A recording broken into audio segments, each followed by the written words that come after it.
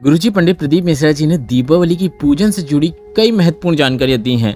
उन्हीं जानकारियों में से 3 ऐसी जानकारी है जिसे आपको आज दीपावली की पूजन के बाद अवश्य याद रखना है।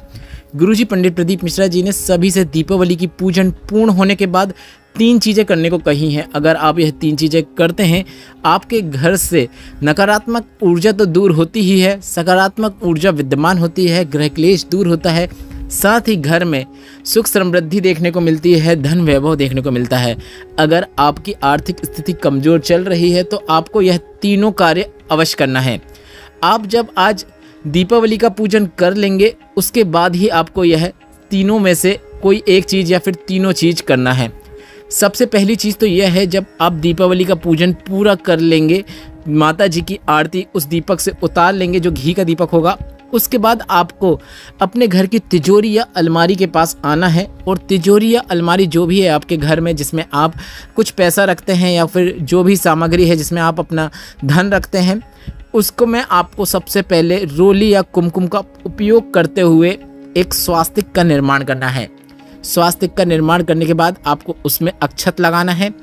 अक्षत लगाने के बाद आपको उसी दीपक से, जो आपने एक बड़ा अखंड घी का दीपक बनाया होगा, उस अखंड घी के दीपक से आपको अपने घर की तिजोरी की, अलमारी की पूजन अर्चन करना है। अगर आपका व्यापार का स्थान है तो आप व्यापार वाले स्थान की भी, जहां पर आप पैसा रखते हैं, वहां पर भी आप स्वास्तिक का निर्माण करके पूजन अर्चन कर सकते हैं। एक बात आपको ध्यान रखना है, वर्ष भर कभी कमी नहीं होगी। जिसके अभी आप पूजन करेंगे वह वर्ष भर खाली नहीं रहने वाला है, क्योंकि हम माता लक्ष्मी का स्वरूप होता है धन। माता लक्ष्मी हमेशा वहाँ विराजमान रहे, कभी कमी ना हो, इसलिए हम यह पूजन अर्चन कर रहे हैं। गुरु जी ने सभी से इस लक्ष्मी पूजन के बाद इस स्वास्तिक का निर्माण एक विशेष स्थान पर, अर्थात अलमारी में करने को कहा है। अलमारी में जहाँ पे भी आपके ड्रॉज हैं वहाँ पर आप इसका निर्माण कर सकते हैं, या फिर अलमारी के बाहर भी कर सकते हैं। ड्रॉज के पास करेंगे तो काफ़ी अच्छी बात रहेगी।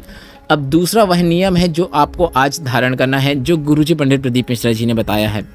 दूसरा नियम यह है कि आपको आज रात्रि के 11:30 बजे से 12:30 बजे के बीच में पीपल, आंवला या फिर बेलपत्र, तीनों वृक्षों के नीचे जाने की आवश्यकता नहीं है। तीनों में से जो आपके घर के नज़दीक हो उस वृक्ष के नीचे जाना है।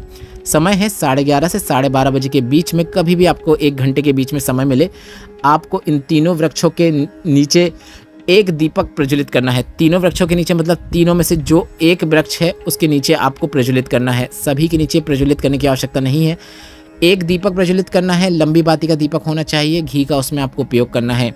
दीपक की लो का मुख आपको वृक्ष की ओर रखना है, बस दीपक की लो दक्षिण दिशा की ओर ना हो, इस बात का आपको ध्यान रखना है। दीपक प्रज्वलित कीजिए, माता लक्ष्मी से निवेदन कीजिए कि हे माँ, हम आपके पुत्र हैं, आपको हमारे घर में निवास करना है, आप हमारे घर में पधारिए, हम पर कृपा कीजिए। इस प्रकार से निवेदन करते हुए, झोली पसारते हुए माता से कामना करने के बाद आपको सीधे अपने घर आ जाना है, पलट के नहीं देखना है। यह दूसरा कार्य था। बढ़ते हैं तीसरे और अंतिम विशेष कार्य की ओर। पूजन के दौरान आप 1 का सिक्का या फिर जो भी धन संपदा, 2 का सिक्का, 5 का सिक्का, 10 का सिक्का या नोट, जो भी आप पूजन में उपयोग करते हैं, जो लक्ष्मी आप उपयोग करते हैं, अगर आप सिक्का करेंगे तो काफ़ी अच्छी बात है।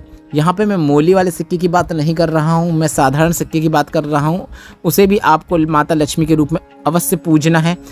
1 या 2 सिक्का आप जो पूजन के दौरान उपयोग में करते हैं, उसमें से आपको 1 सिक्का उठा लेना है और 1 सिक्के को आपको अपने घर में सभी कमरों में घुमा लेना है। वॉशरूम में नहीं जाना है, इस बात का ध्यान रखना है।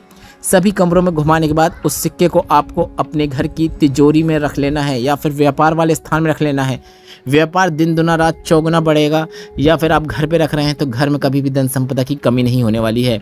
काफ़ी सरल और आसान उपाय हैं जिसे आपको दीपावली की पूजन के बाद आज रात में करना है। वीडियो उपयोगी लगा हो तो वीडियो को लाइक करके चैनल को सब्सक्राइब करना मत भूलिएगा। अपने प्रश्न आप कमेंट बॉक्स के जरिए पूछ सकते हैं।